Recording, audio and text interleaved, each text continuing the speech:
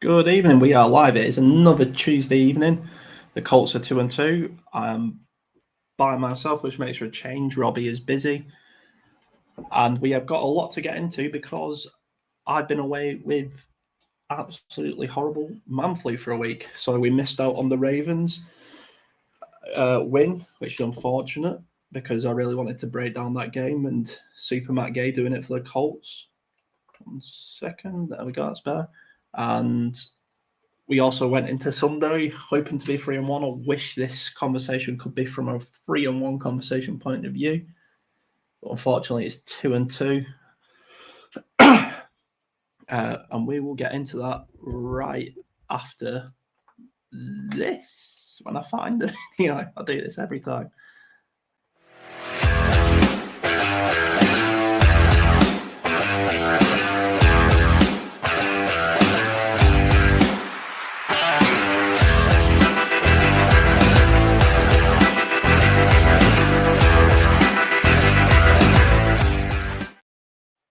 Yeah, that's better. That intro always gets me pumped up and ready for another stable sessions here with the UK Colts fans channel. So let's catch up. Where have we been? I've been ill for a week. Robbie's been gallivanting away in Ireland doing work, and he's busy tonight. He's a very busy man. So it's just me tonight. Hopefully there'll be some questions in the comments later, but let's get to it. Week 1, not week 1. God, sorry, I'm all over the place. Let's start with week 3 against the Ravens quickly because I know we missed that one. A sloppy win, a hard win. Sometimes the best wins are wins ugly, and I think what's not talked about enough from that game is Matt Gay outkicking Justin Tucker in Justin Tucker's house. I don't think enough said about that. A good kicking contest between the two. Minshew managed the game well enough to keep us in it, and that's all we can ask from a backup quarterback. The defense played lights out in the Ravens game. Offense a little wobbly in that game, but yeah, can't expect much from a backup quarterback and a rookie head coach. And now, I suppose what we're all here for is to talk about the 2-2 Colts and not the 3-1 Colts. Oh, that loss was painful, but that's a good thing. Why is that a good thing? Because it means we could see where the team is going. I think as Colts fans, we've not been able to see where the team is going for a long, long time. It has been bleak, vanilla, bland, flat, dead. Lucas Oil Stadium has tried its best in the past to get the guys up for it, but oh God, we've had years of round pegs in square holes, as we like to say, unmobile quarterbacks. And I think for the first time in a long time, a loss was. I didn't enjoy the loss, and the loss was painful, especially the way it happened after making the comeback. But I can see the positives. That's a lot to say for this Colts team where, if we still had Frank Reich as a head coach, still had another veteran QB, I mean, I put a little star or a hash around that because obviously Frank Reich would have drafted a QB. But it wouldn't have been a QB that is as young and as excellent and as electrifying as the Anthony Richardson, who, after a shaky start, really brought Lucas Oil to life. It felt nice watching an electric team again. I hope Colts fans are patient with him. Excuse me, guys. All blocked up. All blocked up. It's great having a cold. So what was I saying? There we go. I hope Colts fans are patient with Anthony Richardson. He's young. He's 21. Can you remember the last time a young quarterback had such an important note on a franchise? 21, and he looks like the real deal. Still a long way to go. I'm not getting on the high chain. I don't want to get too carried away without Robbie. He's usually the bring me back down to earth, and I'm usually running away with it by now. But yeah, that's a quick recap of the game's painful loss. I'll talk about Gus Bradley's defense later on in the show because I have ups and downs with that, especially now that I've calmed down. But no, to start with, the Rams game, horrendous start. The worst possible start any team could ask for, really, especially when you're playing at home. Not get going on offense. Bloody hell, it really counts me. Not getting going on offense, and the defense was just non-existent. Not like it was awful. I'd seen better defenses from Matt Eberflus's time, and even better defenses from the 2-12 Chuck Pagano Colts. Not that I watched much of them back then. I'm watching a lot more now. So where should we start? I think we'll start with. I mean, we could start with the special teams. Obviously, Matt Gay missed a field goal, but also the Rams kicker missed 2 field goals. I think if I remember right, they was both all the missed field goals were at the same end. I can't remember correctly, but maybe there's something to that. I doubt it. He just shanked it, which made for an exciting game for the neutrals, obviously, but not for Colts fans or for Rams fans. It made it more tense than it needed to be. I think the Rams were silly not to get out of sight when they could have and when they should have. And yeah, I think they, if they put them 2 field goals away, I think it was game over. We might have made a little bit of a comeback, but I don't think we would have got all the way back. Equally, I think if Matt Gay makes that field goal, the Colts then go on and don't blow out the game, obviously, but I think we definitely end with 30 points. I just that hurts because you watch so many games and it always comes down to if, buts, shoulds, and coulds. 1 second. There we go. If, buts, shoulds, and coulds, because that's football. If it was just whoever had the best team on the field win, it would be very boring and we wouldn't support many teams. There's lots of variables, lots of ups and lots of downs. And that's just how it goes. So special teams, not really good enough, but also it was a long day. I don't know. I'm trying to not make excuses for Matt Gay missing what is seemingly an easy kick for him who can kick 4+, especially in a clutch situation from 50. So, but I know he won't be happy with himself with that. I imagine he's on big money. I think he will understand that he has to do better. That's why we bought him in, right? That's why we signed him. So, yeah, there's that. Right. Where should we start? With the offense or the defense? Let's start with the defense because that's the most negative, I would say. And I'm a fan. I love the roller coaster of the ride of football. That's the whole fun part of it. I take my hat off to these fans who can sit by the game and just watch X's and O's and statistics and percentages and just live off that. Fair play. I'm not one of them. I live the game with the ups and the downs. I think that's the most fun way to do it. Sometimes the most painful way to do it.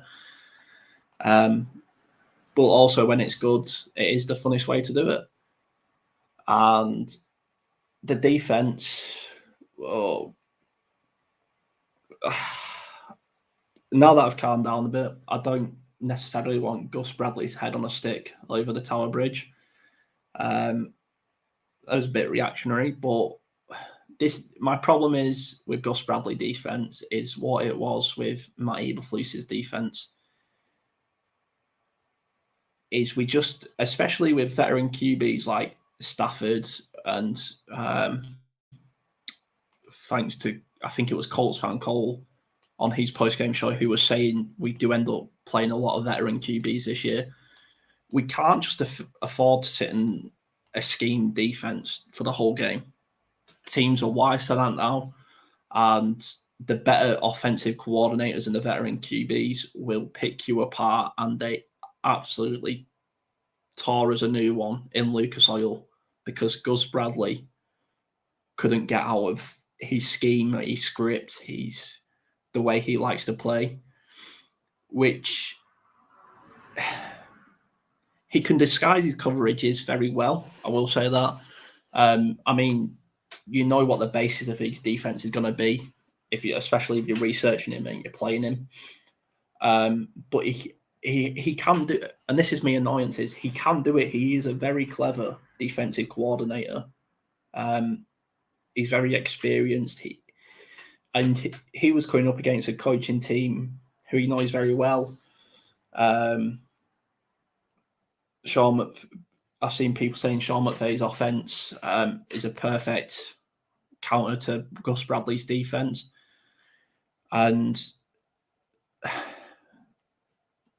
my problem is with someone of Gus Bradley's stature and the experience in the game, when you've got all week to prepare, knowing that the offense you're coming up against knows your scheme, you have to change it up. You have to bring more pressure. You have to,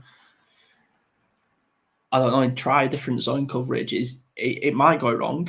And if it does go wrong, it goes wrong. That's part of football. But just sitting there in a soft coverage, I guess, what is it? Some sort of cover 4, cover 3 scheme. It was just a bit pathetic. And he sort of, it gave me PTSD flashbacks of Frank Reich on the sidelines looking like a deer in headlights when the camera kept going to Gus Bradley. He just didn't know what to do. And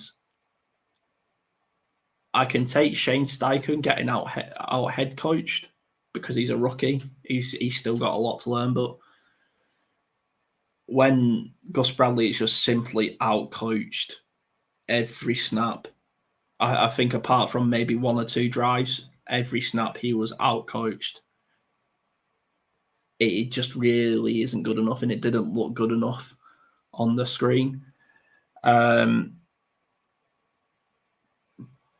enough with the negatives. On the defense, we live and we learn. I'm scared to how we're going to stop the run, especially if Butner's not 100% or Grove's not 100%. We've got to find a way to stop Derrick Henry. If we find a way to stop Derrick Henry, we'll beat the Titans. It's as simple as that. We still got to remember they have got weapons, but they've not been better than us this year, I'd say. I wouldn't say we've been amazing by any means. We're definitely where we are in our project, but the Titans are there for the taking, and we need to. I think if we want to still be considered electric for the rest of the season and not just this doesn't mean anything, Colts again like we have been for probably 3 years at least, then we need to show up when we play the Titans, and we need to. It just needs to be better than that first half of football against the Rams. That just can't happen again. Onto the positives for the defense. Let me get it up. So let's just go through a quick couple of stats. I have got them here. Player stats. Defense. I thought you had more than that. Samson, Ibukum, I probably murdered that name, but Samson had a really good game.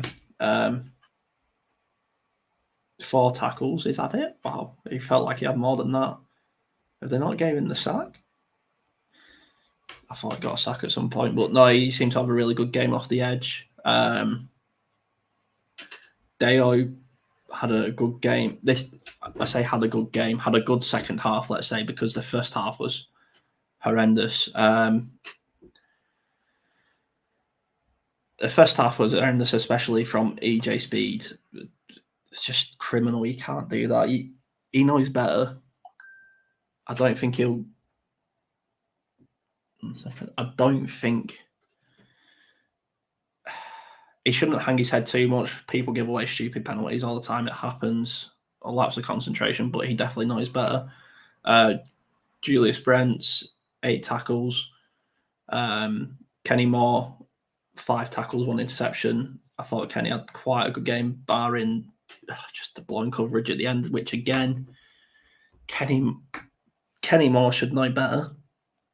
I hate saying it, but he's got to know better. I know Gus Bradley, rightly so, gets a lot of stick for that defensive performance, but he didn't have much help from Kenny on that overtime drive. It's hard. It's easy to sit back and pick it apart, but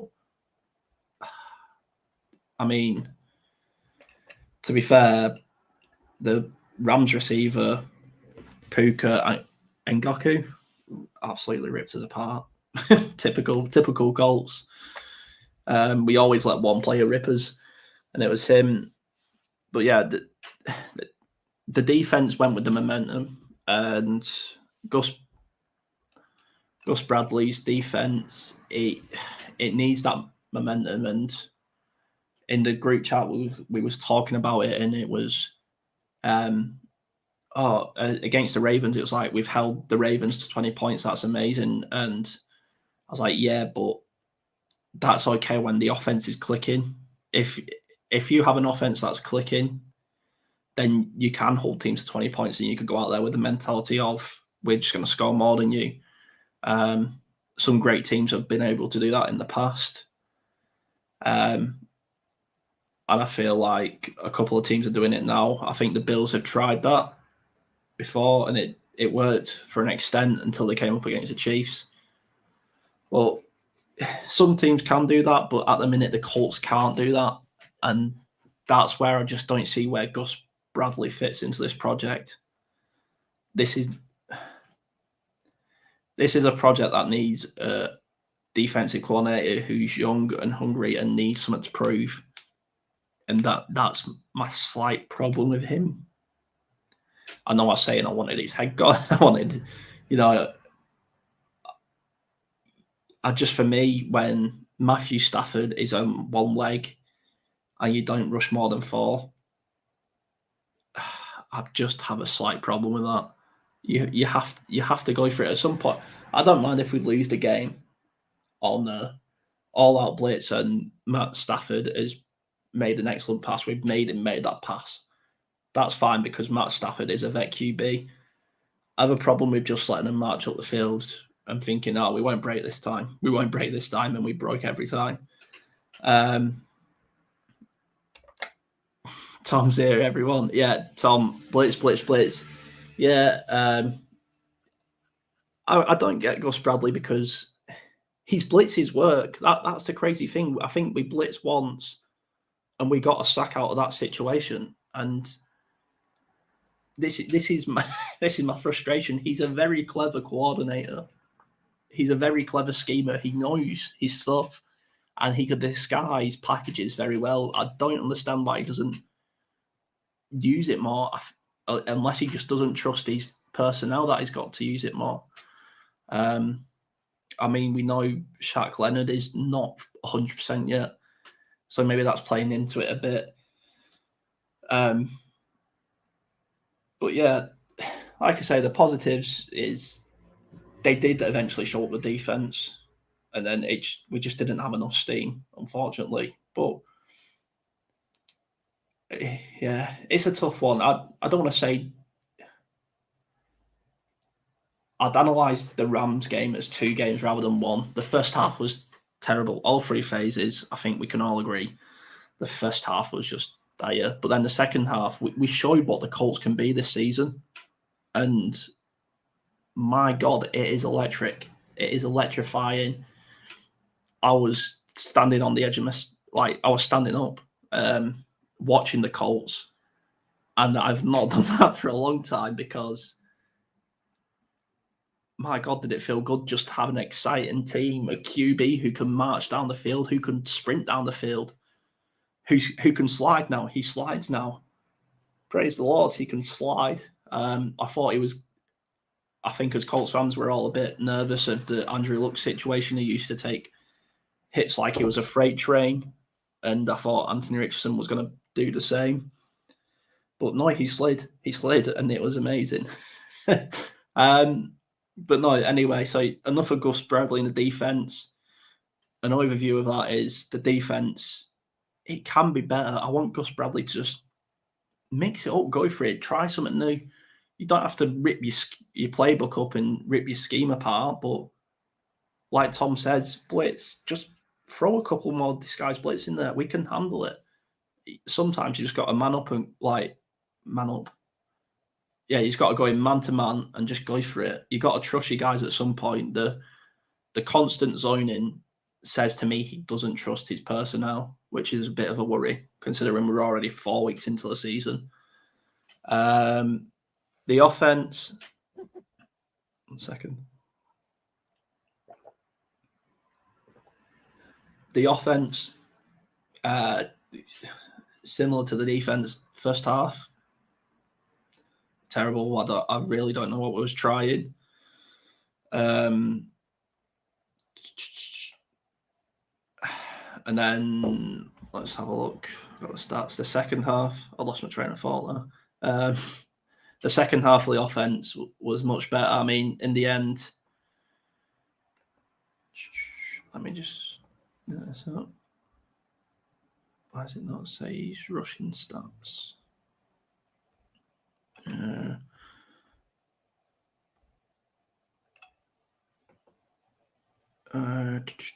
Play stats. Okay, so for some reason, there we go.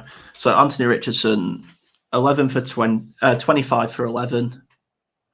Not all on him. 200 yards, 2 TDs. Carries 10 carries for 56 yards and 1 TD. We can't ask much.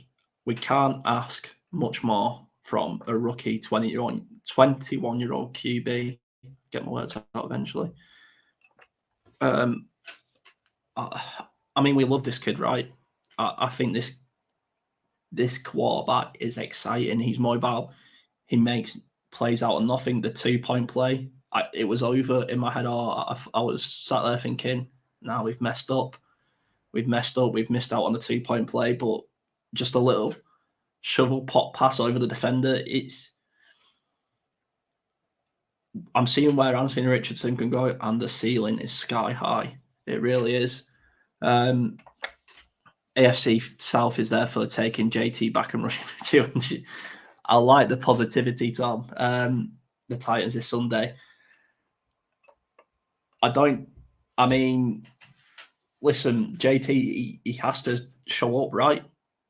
He's given all the big talk of he wants the big contract, and his agent's been all over Twitter trashing our owner, trashing our franchise, which isn't a good look. They maybe need to rethink that one, but I'm not going to say all is forgiven if JT comes and wins us the game. I'm not going to jump on the JT bandwagon or pay him the big money bandwagon. I think there's a lot more to it than that. But I do think he can. We need him, right? I love Zach Moss, absolute model pro. Has showed up even after. Did we waive him at first and then call him back? I can't remember exactly what it was. And he's a tough runner, man. He reminds me of Frank Gore. He's never going to run 99 yards at breakneck speed, but he falls forward. And I hope JT can make it work, man. The Colts want him back. He wants to be here. I'm sick of all the talk. He knows this is it. Him and Anthony Richardson, he knows. Him, Richardson, Pittman, Quentin Nelson, he knows this offense will be electric and it's where he belongs. Yeah, my only worry, Tom, about the Titans is they could probably rush for 200 yards on our defense at the minute, especially if we come out in rush 4, cover 3, or cover 4, whatever it was. That was, oh God, that was horrible. But yeah, the offense against the Rams came to life. My one criticism of Shane Steichen is it's not really a criticism. He coaches to win. Sometimes that can bite you in the arse, and I think he's learning when to roll the dice and when to not. So I like him. He gives a bit more. There's just a bit more energy from him on the sidelines, and it doesn't mean he's running up and down the line screaming in the officials' faces. He's not screaming at the players, jumping up and down, waving in his arms. You just feel like, and this is the point I was making with Gus Bradley is, and even back to Frank Reich, who I think is an excellent person and an excellent man manager, and did well to steady the ship for the Colts, is just with Frank Reich and Gus Ballard. Frank Reich and Gus Bradley get there in the end. It's just a bit plain. It's just a bit. It seems like they can't be bothered being there sometimes. You know, with Shane Steichen, he's there. He looks like he's hungry. He looks like he wants something to prove. And I feel like he doesn't just want to come in this year and tank and go and get Marvin Harrison Jr. and go, all right, well, now I've had a year. Now I've got my guys. Now we can go for it. It seems like he's come in and he's changing the culture of you can't just sit and be comfortable. I feel like maybe over the years, players have got comfortable. Braden Smith, even Quentin Nelson, even Jonathan Taylor and Pittman, just players got comfortable being okay. And for me, it seems like Shane Steichen isn't allowing that to happen anymore. And I really do like that. The 3 touchdowns, phenomenal drives. Really just different plays. I've said it before and I'll say it again. If I can sit there as a rookie armchair head coach and I can guess what we're going to do, then it's not good, because that means the defensive coordinator for the opposition can definitely guess what we're going to do. And I didn't know what we was going to do with Shane Steichen. You know, we took a few shots, which was nice to see. We unloaded the arm. Anthony Richardson could really, really hit a ball in there. I knew he had arm strength, but when I watched, I think it was the 20-yard pass up the seam to Granson that just absolutely flew past the linebacker. The linebacker went for it, but it was already gone. Just wow, what a talent. I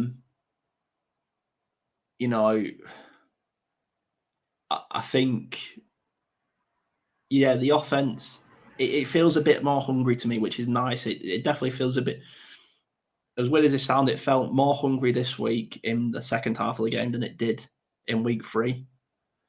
Obviously, because different situations, but things are starting to click. And there are only little clicks, and it's only like there's still a lot of rust there and cogs missing. But we're starting to find the parts and the rhythm slowly. And as soon as we found the rhythm and we played the game at our pace, we walked through the Rams. It was, as soon as we reverted not to playing the game at our pace, we let them dictate the tempo. As soon as we did that, they were on top. We dictated the tempo, and they couldn't live with us. So the offense is definitely getting there. Hopefully helped with the return of JT.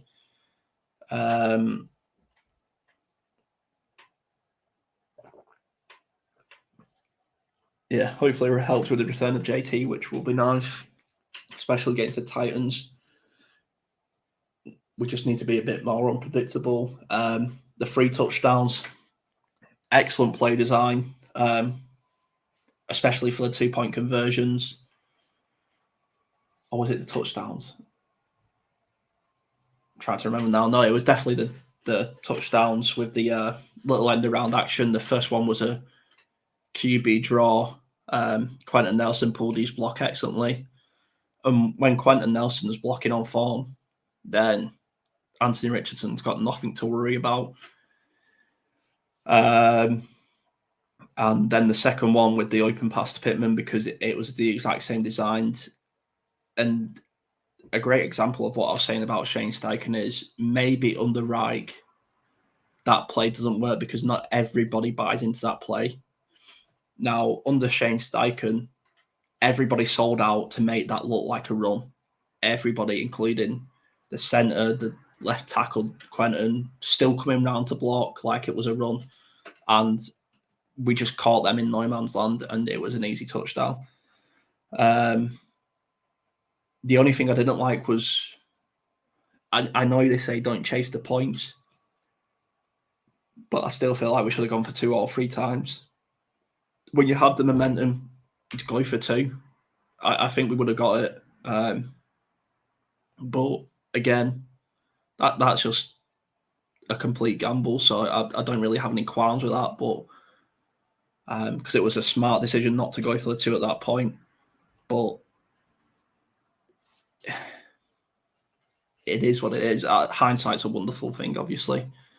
And the last sort of thing to wrap up this show is the referees, the umpires, the line judges.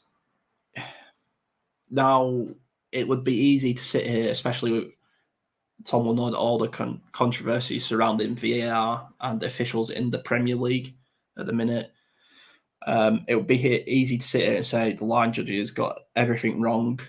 That wasn't a flag. This was a flag. I think at most the Rams' pass interference was a holding call. People are saying I've not had a chance to watch that one back, but it was a soft flag. The other major one, I don't know how Pittman didn't get a PI call in the end zone. You can just pull a face mask apparently, but again, my problem isn't with bad calls. Everyone makes bad calls, and when you're watching a game, it's easy to spot them. Like I spotted quite a few false starts we got away with, and I've also spotted a few holds the Rams got away with because that's what we're looking out for. My main problem is the umpires and the line judges just tend to have too much say in a game. Now, I know that sounds strange, but bear with me because I know what I'm trying to say. So the best referee, the saying is the best referee is a referee who's not noticed. And they are there to make the calls. And probably 80% of the time, they do get the calls right. When they don't go against our team, or when they go against our team, we hate them. But when they go for our team, we love them. They are just human beings. But there's too many big-time plays that are being decided by referees and umpires and judges that if they just applied a bit of common sense to the rule book, we wouldn't have this problem. But like I say, I don't want to say we lost or whatever because of the referees. We didn't. We lost because we was horrendous in one half of football. Yeah, that's pretty much it. I will say, I think the Colts players have to be a bit more streetwise. For me, Pittman has to make more of that face mask. It's almost too honest. And like they're saying in soccer is, if you feel contact, go down. If you're in that penalty box and you don't go down and you get tackled, but you don't go down and you're selling feet, the chances are you're not getting the penalty. I think we just need to be a bit more savvy, streetwise. Not cheat. I don't think we need to go flopping around and looking for flags, but when we feel the contact, we need to make more of it. And just a shout out to the to the replay team in Lucas Oil Stadium who absolutely got them. Was it the 2 incomplete passes replays out instantly?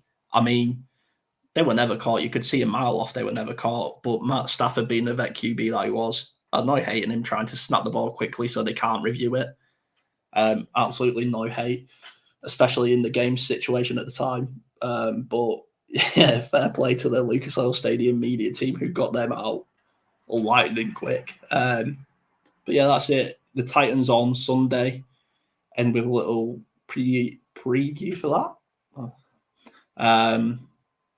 It's going to be good. It's going to be tight. They always are.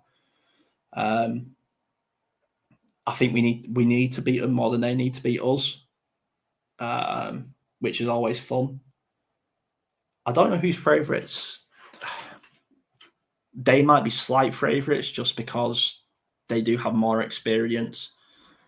Mike Vrabel, as much as I hate saying this, is a good coach. He's a very solid coach, and he knows how to run an offense, and he's also very clever.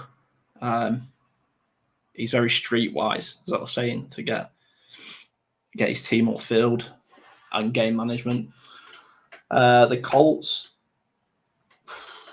yeah, I think if we want to be more than just a division competitor, if we want to actually, I'm not saying this all has to be this year, but for future Colts players and Colts fans, and I think we really need to stamp in the ground there and say, no, we're not just coming here to waste a season to go and get another player, and then maybe we try again next year.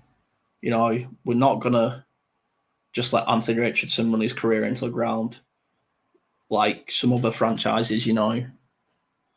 Maybe say we're not going to go. This is a chance for Anthony Richardson today. I am your guy, and this is a chance for Jonathan Taylor to come back and say, "Give me the money. I am the guy." And like I said, I've got no problem if Jonathan Taylor comes back and does that. But for me, he's still got a lot more bridges to rebuild. Anyway, Tom, thanks for joining in. That's it for tonight. And I might do a post-match on Sunday after the Titans game, see how I feel. As you can tell, not 100%, but 1 second. Yeah, so I'll see how that goes. I'll discuss with Elliot. We are working on a website for UK Colts fans to try and get that going. So that is in the making. It is coming, I do promise. And a few more ideas are coming down the pipeline, so stay tuned. Thanks so much for watching. Score predictions. Boy, I nearly forgot. Score predictions for Sunday. I know Robbie will probably watch this at some point, so I'm going to say Robbie's going to say we're going to win 37-0. Robbie usually says something stupid like that. I'm going to go for a convincing win for the Colts, Jonathan Taylor comeback game. You made me feel it, Tom. 28-10 to the Colts. All three phases are going to click this Sunday, I've got a feeling. Anyway, UK Colts fans, thanks so much for watching. See you later. Welcome back.